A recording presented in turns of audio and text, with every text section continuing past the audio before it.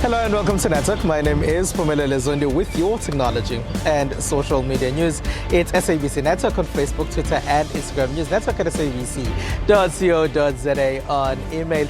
This week, our Twitter poll is asking us about the platforms that you prefer between Facebook, Instagram and TikTok. This as Meta platforms, Instagram and Facebook have been accused of trying to mimic TikTok. Results of that are coming up later in the program. Firstly, here's what's coming up in this particular program. We find out what happens to our network connectivity when there is no electricity. We go to a solar car challenge in Delmas. And in our conversation, we chat about the Loeries as they include digital platforms this year. You would have realized that when there is no electricity, your network connectivity also slows down on the internet or even perhaps your mobile phone. But network providers say they are facing bigger challenges and threats than that. Basically, throughout as we replace our feeder, we call them feeder cables. This is the cables to run through to the antennas. We are replacing them with aluminum cables. And what we're doing during that installation, we also make a note for people to understand. Don't waste your time. This is aluminum. Nothing you can do about it. With regards to power, there's a lot of initiatives that we are busy putting in place. Not just replacing the batteries, but we're looking at other alternatives, like for example the turbine generators that we are busy trialing right now to be able to deploy. A turbine generator does not have a battery, does not have an alternator. It runs on what we call a blended fuel system that cannot even be stolen and be used on any vehicle. So that will also reduce theft of that. And there's also what we call tower codes that are being introduced now, or there's an opportunity for most companies to provide power as a service. And we are signing up with a lot of those tower codes to make sure that we don't run that as a service. Instead, we focus on maintaining and deploying the network.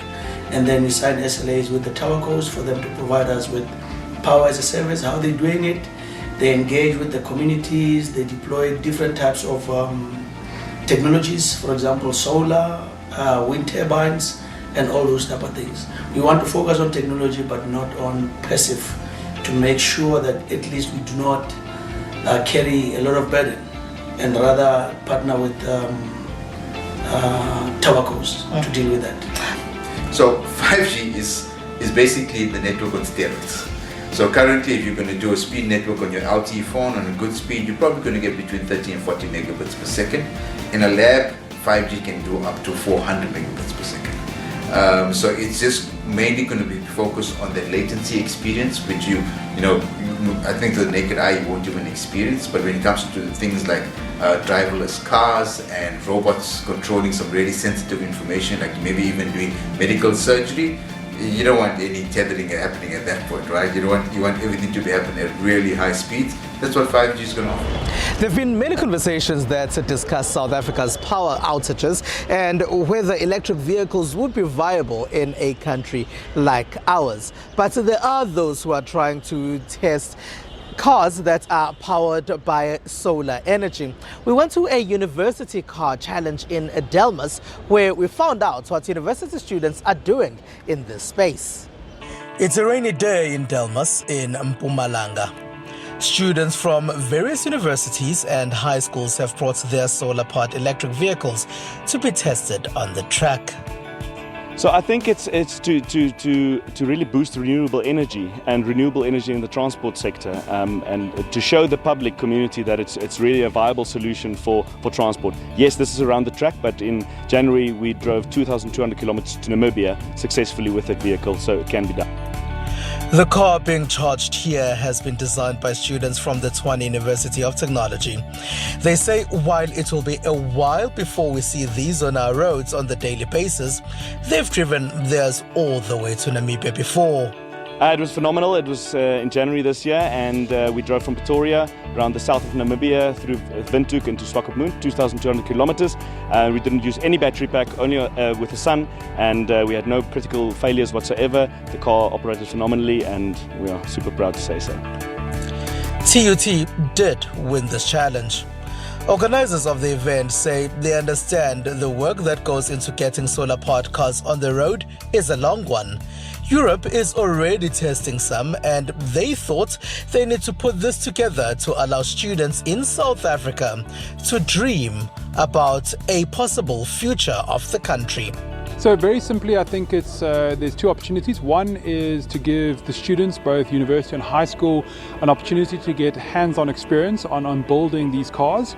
And the reason is that they're engineering students, they have the theoretical knowledge, but this is one of the only opportunities that they have to put that theoretical knowledge into a practical application and take their projects and actually test them. 9 times out of 10 potentially break them, but then they learn from that.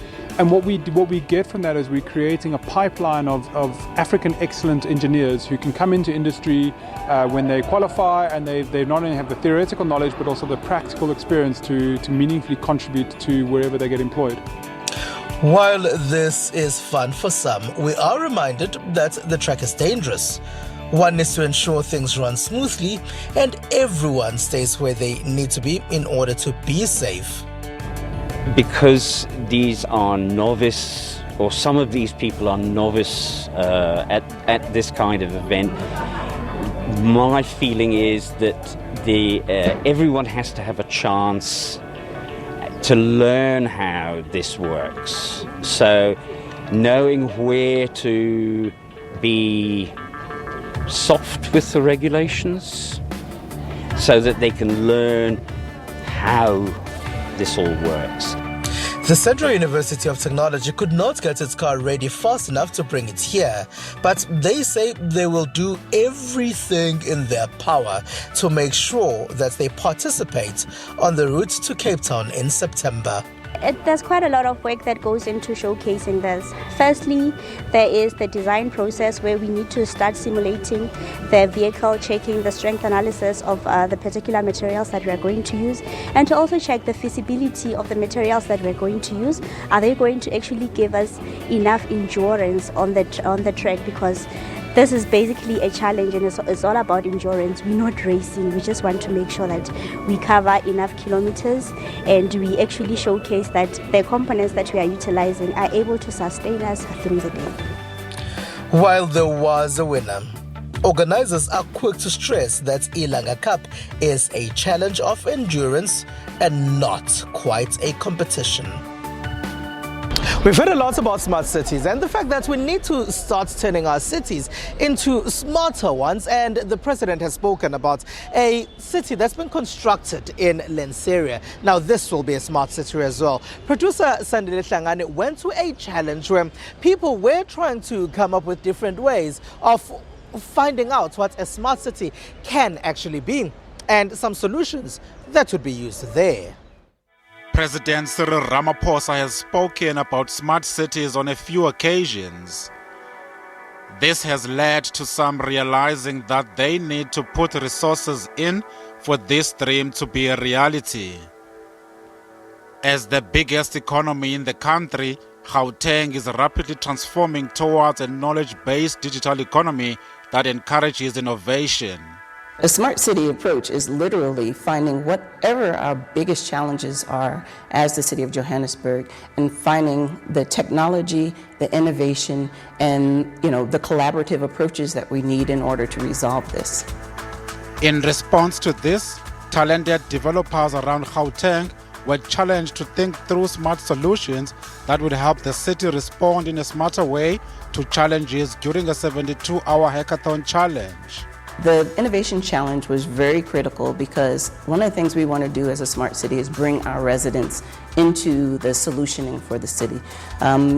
We are officials, we have day-to-day challenges that we're trying to stay ahead of, but really on the ground is where new thoughts, new ideas are coming from. It's going to be coming from our citizens, our population, our small businesses, and we're really trying to, as I said, talking about a smart economy, how do we support those businesses so that we can start evolving into a smart economy, but at the same time solving problems that are really major challenges for the city of Joburg.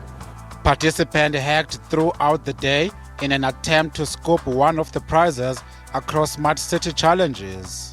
Our solution is a business intelligence-driven fleet management solution. So the problem that we actually identified was the fact that Pick It Up collects waste from many households in South Africa. In Joburg in particular, I think over 3 million households and 70,000 businesses. But they've got challenges such as backlogs. You don't collect waste. Sometimes waste is not collected on time. And then there was also an issue of the trucks breaking down frequently during service, and that therefore they can't service as many customers, and that would reduce the revenue that they're able to collect as an entity. And so that was the second challenge that we looked at. And what our solution does is that it actually helps them. We track all the fleets of the operator, and we're able to monitor how things like driver behavior, harsh braking, rapid acceleration, sharp cornering affects the maintenance and service of the vehicles, as well as the fuel consumption of the vehicles, just to find ways and means to save them cost on the business side of things. As an entrepreneur, you go into the platform, create a profile, and based on where you are in business, idea, startup or early stage, you can then take an assessment, and we're asking you questions that are based on business principles, and you answer yes or no. Then we give you a report of how you did in the assessment, and then the report after that culminates in recommendations where we say to you, based on the output of the report, these are the gaps in your business, and this is what you need in order for you to close those gaps. And then we give you the content you need in order for you to, you need to read or implement in the business. Smarty Security Seal is basically it's a hardware device that we use to attach to infrastructure, and this could be any infrastructure from cable to electrical boxes, water meters, etc. And when the security seal is broken, we receive a real-time notification using our cloud services, and through that mechanism, such as an email communication, SMS, etc., we can actively manage any tamper or theft that we detect from the Smarty Security Seal. 2 years after President Ramaphosa announced his dream of a smart city, the Greater Lanseria Master Plan has been completed by a team appointed by the presidents. Solutions that accelerate service delivery and safety, won money, and the opportunity to work with the city of Johannesburg. For the competition themselves, there was a cash award that was given to each innovation, and we are also setting up a pilot project. So essentially, we're also helping them to implement within the city of Joburg so that we can show how our citizenry and SMMEs can actually resolve and find solutions for the city. And then ultimately, we want to bring solutions in that demonstrate that they work and that citizens are happy with, and bring those into the city ultimately. That's our ultimate goal. The initiative is aimed at maximizing the use of technology to empower residents and find solutions to Joburg's most pressing issues. It's SABC Network on Facebook, Twitter and Instagram. News Network at sabc.co.za on email. After the break, we chat about the Loeries, which are the biggest advertising awards in Africa and the Middle East. They're including digital spaces this year. Stay with us.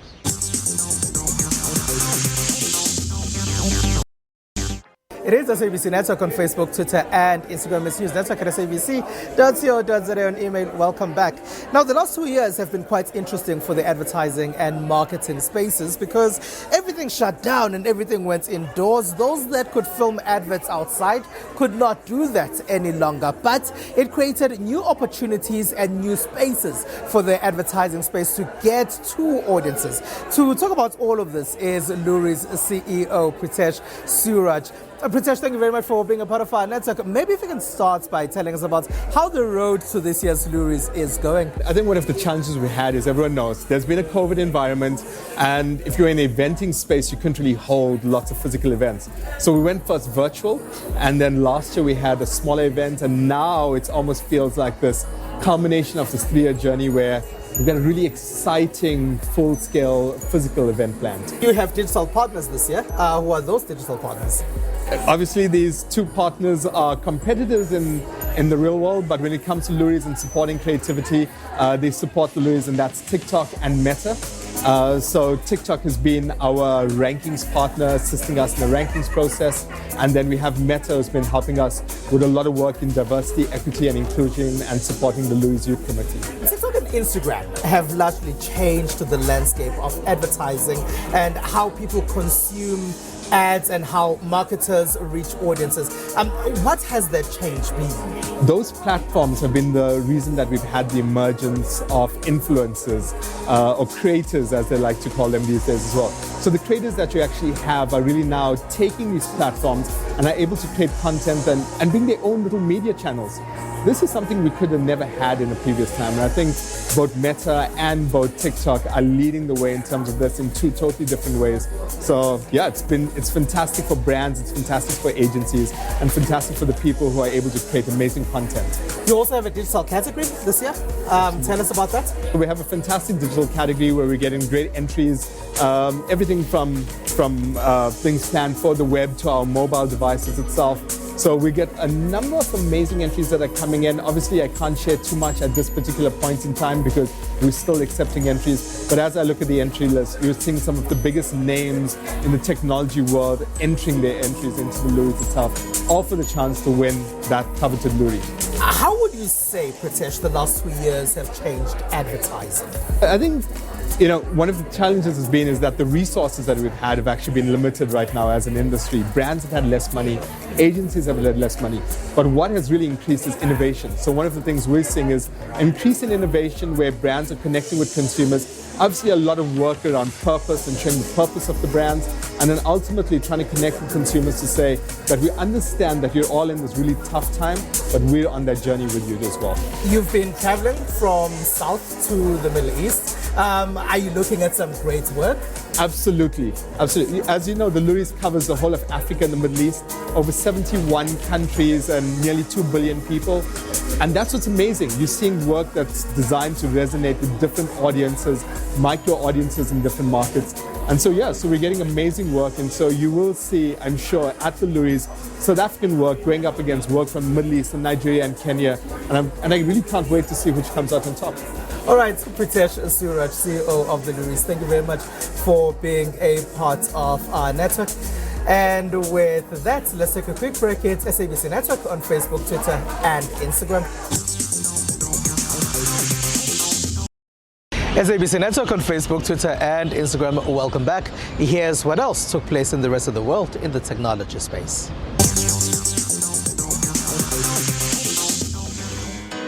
The technology behind so-called deepfake videos is helping boost the impact of a new generation of adverts for missing people. When displayed on a digital billboard, the new ads feature the missing person's picture moving from side to side and smiling, created using artificial intelligence. It was very disconcerting to see Leah looking at us and looking around. People watching was one of her favourite things to do, me and her, when we were out shopping, and it just felt like she was there with me. The new poster design also features a QR code that links to the missing person's website, and the background includes a map of where they were last seen. And now in Japan. The country's scientists said humanoids will be able to appear even more lifelike in the future, thanks to an innovation which wraps a machine with living human skin. Japanese scientists at the University of Tokyo have developed a robotic finger covered in living skin and is able to heal itself. Like real human skin, the lab-grown coating is water repellent and wrinkles up when the robot's fingers curls. これまでじゃあ人間らしいとか人間っぽい振る舞いをするというロボットって例えばどう人間が喋ったことに対して応答するかとかあるいはどう振る舞うかその動きですね。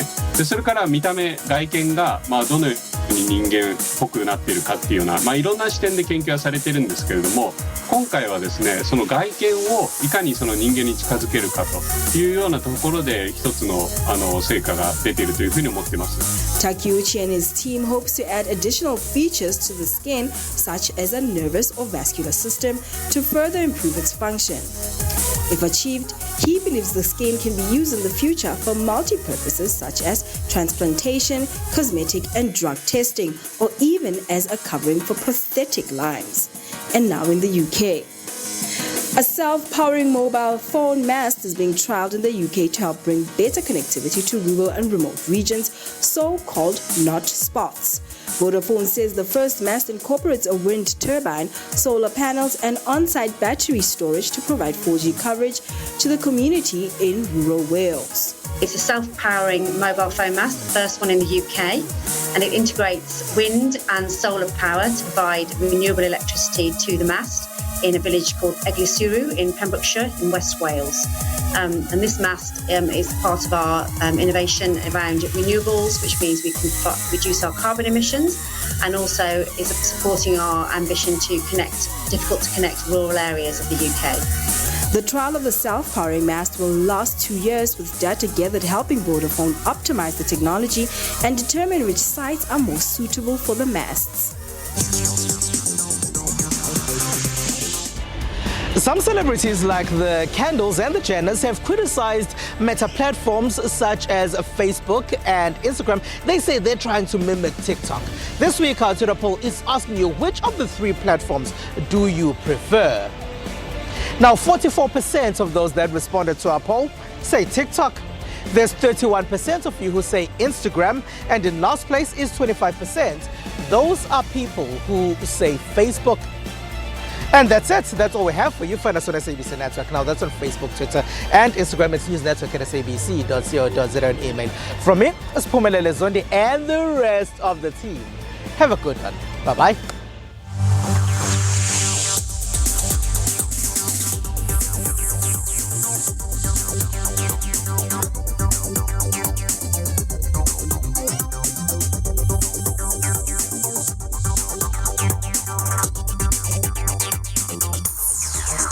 Thank you.